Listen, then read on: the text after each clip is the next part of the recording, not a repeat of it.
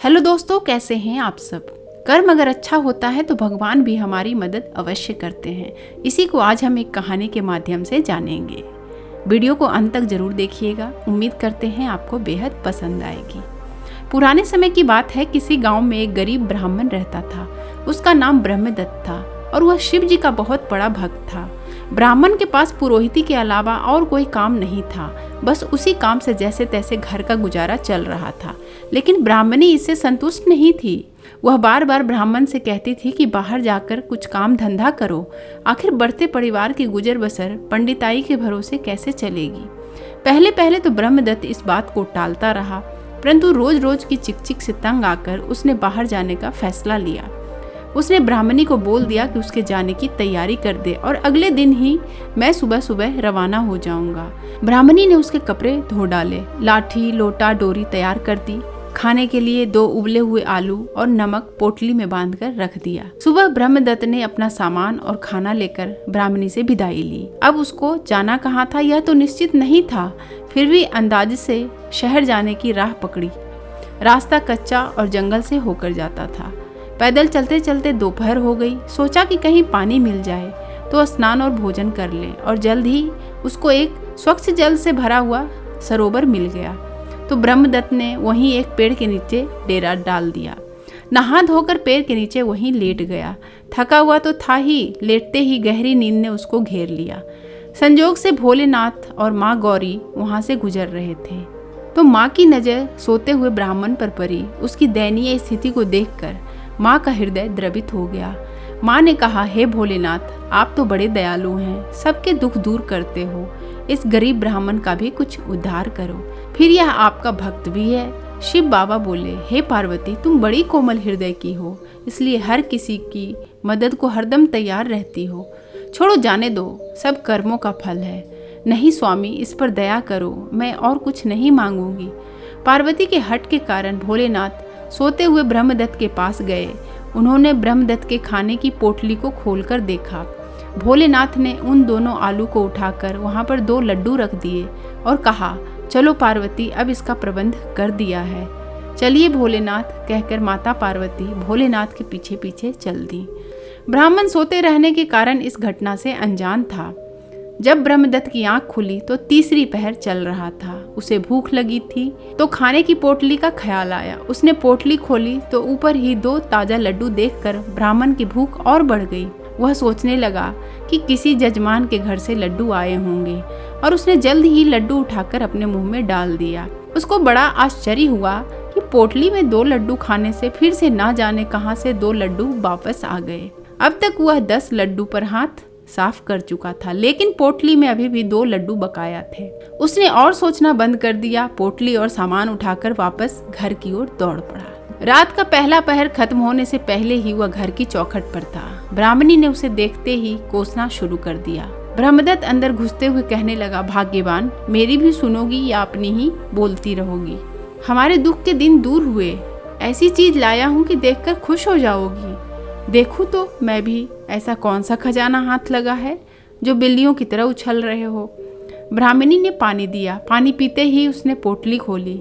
ब्राह्मणी कभी लड्डू देखती है तो कभी ब्रह्मदत्त को, कि आखिर यह क्या पहेली है। ब्राह्मण ने खुशी से कहा, लो लड्डू खाओ। ब्राह्मणी ने लड्डू खाया तो ऐसा स्वादिष्ट लगा कि क्या कहना। उसने एक के बाद एक 4 लड्डू खाए। पोटली में 2 लड्डू खत्म ही नहीं होते थे। बच्चों ने भी डटकर लड्डू खाए। लड्डू भी ऐसे थे कि उन्हें खाने के बाद कुछ और खाने की इच्छा ही नहीं रहती थी। ब्रह्मदत्त ने जंगल की सारी घटना के बारे में अपनी पत्नी को बताया। ब्राह्मणी ने उसे बताया, उसने तो पोटली में 2 उबले आलू रखे थे, तो यह लड्डू किसने रखे। भोलेनाथ की अनुकंपा समझकर बात समाप्त की। अब ब्रह्मदत्त ने पत्नी से सलाह करके घर के बाहर ब्रह्मदत्त हलवाई के स्पेशल लड्डू का बोर्ड टांग दिया। गांव से 1-2 दिन में ऑर्डर आ गए तो उसने तुरंत पूरे कर दिए। जो ब्रह्मदत्त के लड्डू खाता हुआ तारीफ किए हुए बिना नहीं रह पाता था। ब्रह्मदत्त ने अपनी पोटली को अंदर रखा था और इस राज को छुपाए रखा था। फिर भी गांव वाले हैरान थे कि ब्रह्मदत्त को किसी ने भी लड्डू बनाते नहीं देखा, और ना ही उसके घर या दुकान से धुआं उठते देखा है, और ना ही कुछ सामान लाते देखा है। अब उसकी आर्थिक स्थिति अच्छी हो गई है तो उसने अच्छा मकान भी बनवा लिया है। कहीं आने जाने के लिए एक घोड़ी भी रख ली है। पत्नी को गहने भी ला दिए। पत्नी की सलाह पर उसने राजा के दरबार में भी आना जाना शुरू कर दिया। पर वह कहावत है ना, माया तेरे 3 नाम, परशा, परशु, परशुराम। जब आदमी बड़ा बन जाता है तो उसके दुश्मन भी कई बन जाते हैं। गांव में जो लोग उसकी तरक्की से जलते थे, वे लोग राज दरबार तक उसकी चुगली करने पहुंच गए थे। किसी दुश्मन ने उसकी पोटली वाले राज को जान लिया था और यह बात राजा के कानों तक पहुंच गई थी। राजा को बताया गया कि ऐसी अनमोल चीज तो राजा के पास होनी चाहिए, एक तुच्छ ब्राह्मण को इसका क्या काम। राजा ने सोचा, उसका इतना बड़ा महल है, रोज भंडारे चलते हैं, पूरी फौज पलटन है, तो यह लड्डू की पोटली तो राजा की रसोई में होनी चाहिए। राजा ने तुरंत अपने सिपाहियों को भेजकर ब्रह्मदत्त को राज दरबार में उपस्थित होने के लिए कहा। ब्रह्मदत्त राज दरबार में उपस्थित हुआ तो राजा ने पोटली की मांग रख दी। ब्रह्मदत्त ने पहले तो ना नुकर की, लेकिन राज आज्ञा का उल्लंघन करना एक असहाय ब्राह्मण के वश में नहीं था। मन मारकर पोटली को राजा के हवाले कर दिया। उसे पता था अन्यथा राजा बल का प्रयोग करेगा। ब्रह्मदत्त राज भी जल्द ही ब्रह्मदत्त बन गए थे। कोई और काम करने लायक तो था नहीं। वह जो थोड़ी बहुत जमा पूंजी थी वह भी खर्च हो गई, क्योंकि अब उसकी पत्नी और बच्चों की जीवन शैली भी खर्चीली हो चुकी थी। उसे अपनी पत्नी की सलाह पर राजा से मित्रता करने पर अपनी मूर्खता का बोध हो रहा था। उसकी पत्नी भी गमगीन रहने लगी। उसके विरोधी भी अब चटकारे लेकर उसकी बेइज्जती करने से नहीं चूकते थे।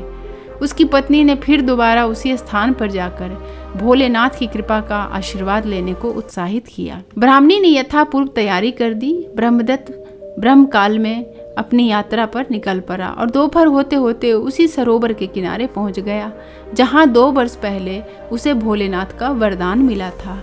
वह पेड़ की छाया में लेट गया।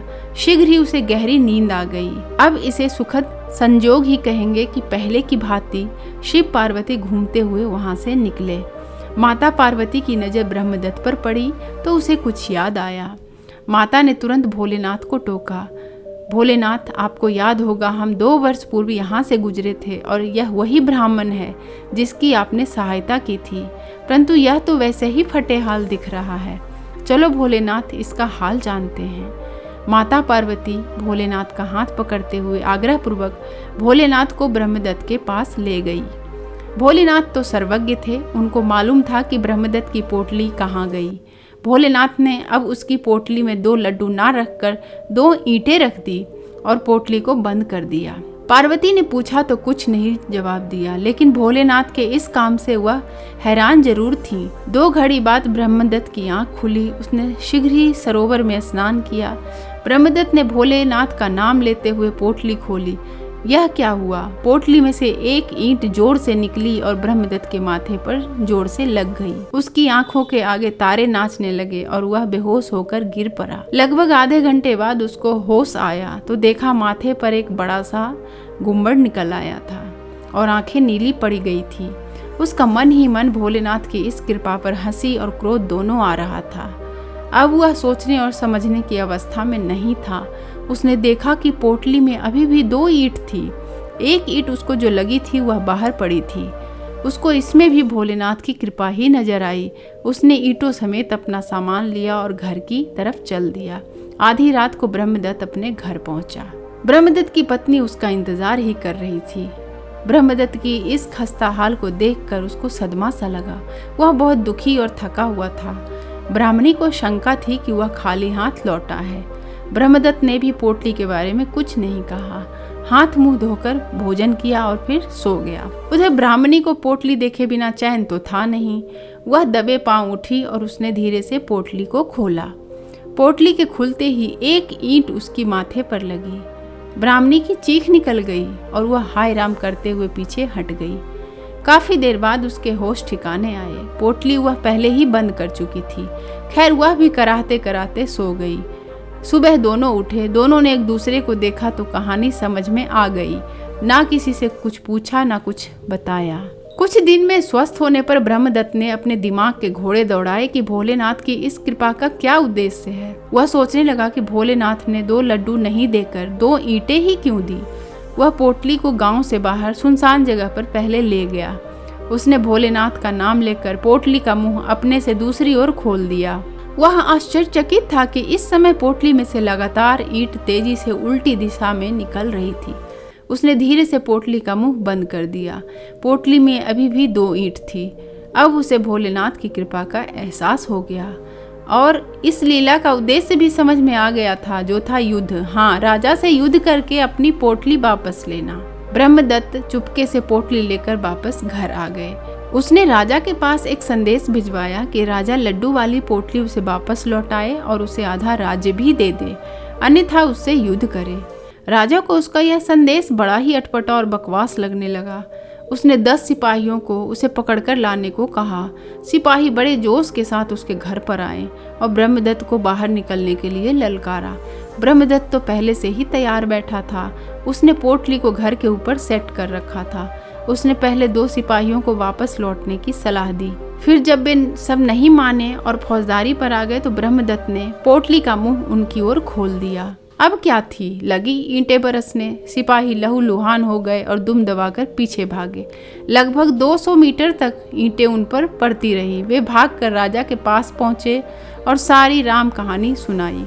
ऐसी एक तरफा लड़ाई न कभी देखी थी न कभी सुनी थी। राजा ने अपनी पूरी सेना अपने सेनापति की अगुवाई में भेज दिया। सैनिक ब्रह्मदत्त को पकड़ने के लिए गांव की ओर चल पड़े। ब्रह्मदत्त ने गांव से बाहर अपना मोर्चा तैयार कर रखा था। एक ऊंचे टीले पर जो गांव के बाहर था, उसने अपनी मचान बनाई हुई थी। वह मचान पर पोटली लेकर चढ़ गया। जैसे ही सैनिक उसकी जगह पर आए, उसने पोटली का मुंह उनकी ओर खोल दिया। अब सैनिकों के पास इस तरह के अस्त्र से लड़ने का कोई हथियार ही नहीं था। ईंटों की लगातार बरसात हो रही थी। तीर और भाले उसके सामने सब फेल हो गए थे। भयंकर चीख पुकार मची थी। सैनिक त्राहिमाम करते हुए पीछे हट गए।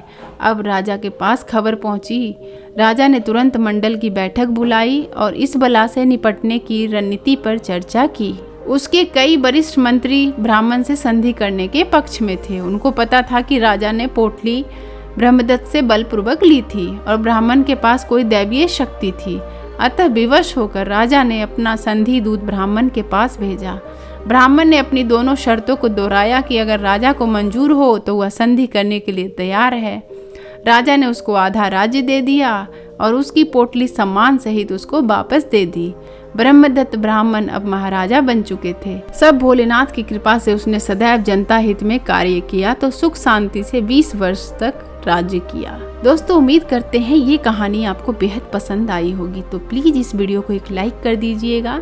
अपने दोस्तों रिश्तेदारों के साथ शेयर भी कर सकते हैं और ऐसे ही प्रेरणादायक कहानी के लिए आप हमारे चैनल को सब्सक्राइब कर लीजिएगा। तो आपसे जल्द मिलते हैं एक और वीडियो के साथ।